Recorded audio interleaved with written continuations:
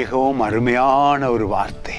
துன்பம், வேதனை, மன அழுத்தம், மன பாரம், எல்லா விதமான துக்கங்கள், வருத்தங்கள், வியாதிகள், மிக முக்கியம் சரீர வியாதியை விட மனவியாதிகள், மனதிலே போராட்டங்கள், சுமைகள், இவைகள் எல்லாவற்றையும் உங்களை விட்டு எடுத்த அதிசய ஒரு தேவனை நீங்கள் சிலுவையிலே சந்திக்கிறீர்கள்.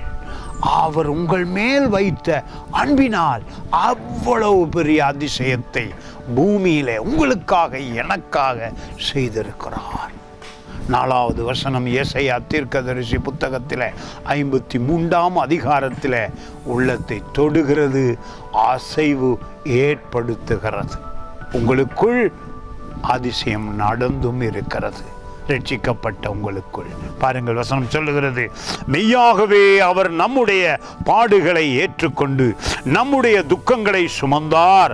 நாமோ அவர் தேவனால் அடிபட்டு வாதிக்கப்பட்டு சிறுமைப்பட்டவர் என்று எண்ணினோம்.